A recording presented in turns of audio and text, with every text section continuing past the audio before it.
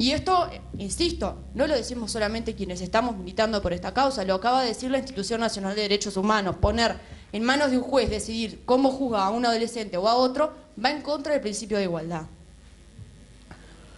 Por otro lado, bueno, categóricamente por supuesto que consideramos que esto no va a ser una excepción. Tampoco en este caso aumentar las penas va a reducir el delito. Pero además, es bien acertado diferenciar el clima que hay ahora y las circunstancias que hay ahora que en el 2011 cuando se empezaron a juntar las firmas y se propuso esto. ¿Por qué? Porque de ahí en adelante, y sí, así como vos, la gente que ha debatido con nosotros o que ha hecho presentaciones en defensa de la reforma por parte de la Comisión para Vivir en Paz también coincide en eso, han habido reformas, se han tomado medidas y han traído consecuencias. De hecho, hace poco tuvimos una oportunidad de intercambio con el vocero de la Comisión para Vivir en Paz que reconoció que las medidas que se han tomado, él dice, la juntada de firmas provocó una reacción tal en el gobierno, en los legisladores, en el Poder Judicial, que ya salvó vidas. Y eso en buena medida es cierto, porque por ejemplo, ya no pasa casos como los que se citaban recién de adolescentes que maten o que rapiñen o que realicen un copamiento y queden libres enseguida o en unos pocos meses. Porque del 2011 hasta ahora se aprobaron reformas legales que dicen, por ejemplo, que cuando ocurren delitos de esa gravedad por parte de un adolescente, el juez está obligado a privarlo de libertad durante su proceso. Y tiene como pena mínima 1 año de privación de libertad. Entonces, eso ya no pasa. Y es una prueba de que se pueden obtener resultados sin tener que reformar la Constitución. Los resultados han sido tales que pese a los números que se manejan y se dejan de manejar, el Poder Judicial, que es el que termina decidiendo y viendo quién cometió el delito y quién no, ha dicho que del 2011 hasta ahora las rapiñas cometidas por adolescentes se redujeron en un 41%. 41. Es mucho. Falta muchísimo más, ojalá fueran un 100, pero es una nueva muestra de que pueden pasarse cosas.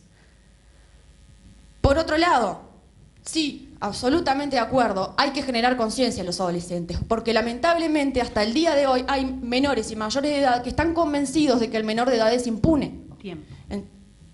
Pero, termino la frase, sencillamente generar conciencia no va por el lado de cambiar las leyes, sino por trabajar la conciencia de la sociedad. Gracias. Ustedes ya algo comentaron sobre el tema de las consecuencias de la aprobación de esta reforma. De hecho, Adolfo habló de la persuasión de los sujetos en cometer delitos, o sea, cómo puede eso incidir para que aquellos sujetos que se vean tentados, entre comillas, a cometer delitos, en la medida que sepan las consecuencias a las que van a estar sometidos, tengan una decisión un poco más racional, si se quiere. Y Fabiana anotó el tema de la toma de conciencia y de la propia responsabilidad del Poder Judicial en este proceso, ¿no? Cuando hablabas sobre todo del tema de que no quedan liberados de inmediato, etcétera. Pero la pregunta me gustaría que también fuera un poco más a fondo sobre esa cuestión de las consecuencias. Y la pregunta concreta es, de aprobarse la reforma, ¿cuáles creen ustedes que serían las consecuencias inmediatas para seguir abonando los argumentos que venían tratando cada uno de ustedes? Fabiana. Bien oportuna la pregunta porque es algo que por lo general nos surge y que para mí personalmente es súper importante. La reforma dice en su artículo 2 que va a ser de aplicación inmediata, que se tiene que empezar a aplicar inmediatamente que el plebiscito esté aprobado. O sea que si al otro día de las elecciones, 27, 28 de octubre, con la rapidez que pueda tener la Corte Electoral, dice que se aprobó, ese día se empieza a procesar adolescentes como adultos. Por supuesto, si es que hay alguno detenido por un delito de los que se relatan, pero seguramente vaya a verlo. Ahora, en ese momento, no va a existir este servicio descentralizado del que tanto se habla, que es este lugar al que se dice que se van a empezar a mandar a los menores que se les aplique esta reforma, que va a ser muchísimo mejor, supuestamente, que el CIRPA, que es el lugar al que se los manda ahora. Crear un instituto nuevo, que se crea por ley, que lo van a tener que crear los legisladores que vengan en el gobierno que viene, que va a haber que edificar o conseguir el lugar y adaptarlo, que va a haber que hacer un llamado público para que entren los funcionarios nuevos, porque se supone que van a venir funcionarios especializados. Sabemos cuánto lleva de tiempo eso en este país. Pero desde el día 1 ya vamos a estar procesando adolescentes como adultos. Adolescentes que vamos a mandar al CIRPA, a un lugar que hoy en día tiene pocas plazas y que en poco tiempo las vamos a saturar, porque aplicando la ley de adultos se procesa con privación de libertad a muchísima más gente, aunque la cantidad de delitos siga siendo la misma.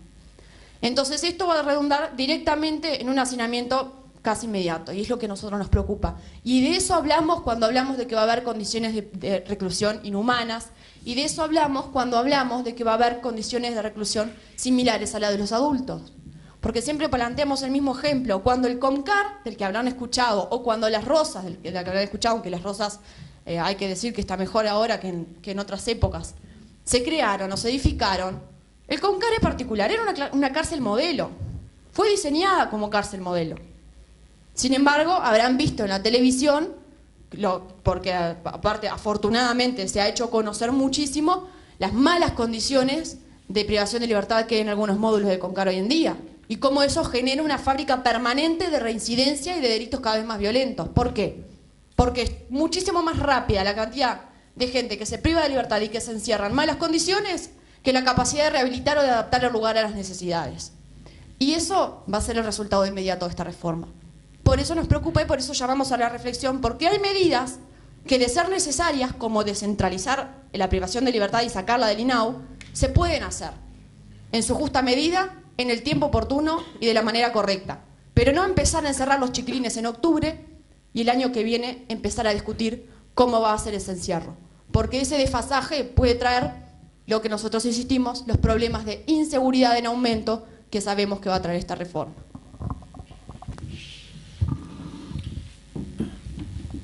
Primero, es verdad, se empieza a aplicar a partir de que la Corte la proclame.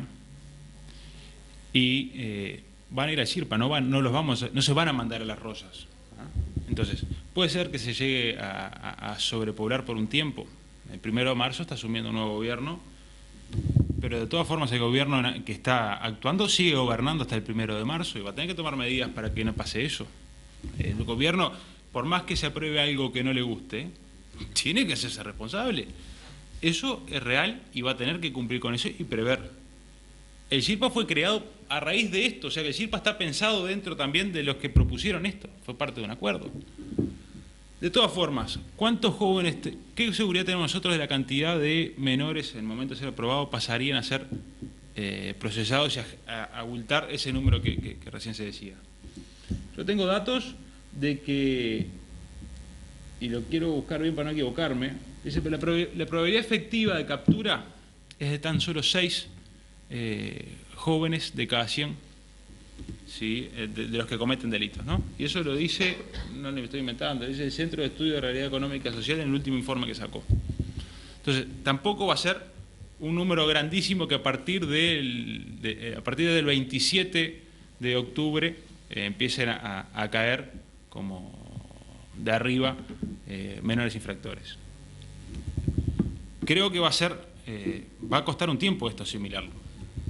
Los logros, los resultados de esto se van a empezar a ver bastante más adelante, pero no podemos dejar de entender que el gobierno que esté, imagínense otra situación, si estaba a otro partido en el gobierno y esta propuesta venía del otro lado, el que estaba del otro lado, el que estaba gobernando tenía que hacerse cargo. Si el 26 a la noche, proclamado el resultado de la Corte Electoral, o ponga un día más porque anda complicado contar los votos de la Corte, tiene los números finales y esto sale aprobado, va a tener que tomar medidas y eso ahí está la responsabilidad del gobierno. Un gobierno precavido tendría que tener ya pensado la situación de esta. Los números, los porcentajes de las encuestas, si bien han descendido un poco, están dando que probablemente esto se apruebe. Entonces ya tiene que preverlo. Es lógico, por lo menos pensarlo y preocuparse. Esto no va a pasar que mañana se apruebe, sería irresponsable del gobierno que esté pensar que mañana se apruebe y van a empezar a mandarlos, tienen que recurrir a cárceles de mayores para enviar los menores que terminan comprendidos en esto. Eso es pensable. O sea que no va a haber una crisis el 27 de octubre con esto. Va a empezar a funcionar una herramienta para tratar de mejorar un poco la situación de seguridad que hay. Tampoco se va a solucionar y yo nunca por lo menos no lo he escuchado, y si alguien lo dijo es una responsable, decir que esto es la solución definitiva del problema de seguridad. Tampoco tampoco son todos los menores que hay en la calle los que van a quedar comprendidos en esto. No son todos delincuentes, no todos cometen delitos graves. Entonces, es un porcentaje muy reducido, del cual los capturados son muy reducidos, y hay capacidad de reacción por parte del Estado, debería haber. Y no van a ir a Las Rosas, ya hay un centro de rehabilitación instalado que aparte mejoró. Hasta hace un año o dos tenía uno de los principales problemas que había de inseguridad de menores, que aportó la solución a ese número que decía la doctora, de baja de delitos, es que al principio tenía muchísimas fugas. Hoy ha mejorado mucho eso, y eso ha aportado a que los números de delitos cometidos por menores llegue a un descenso. Entonces, un minuto. En conclusión a esta pregunta, no va a haber una crisis el 27, se pueden tomar medidas, el gobierno va a tener que estar atento y va a ser responsable del gobierno. Esto va a haber un mandato popular para un lado o para el otro, pero va a haber y va a tener que tomar las consecuencias, atender las consecuencias de esto.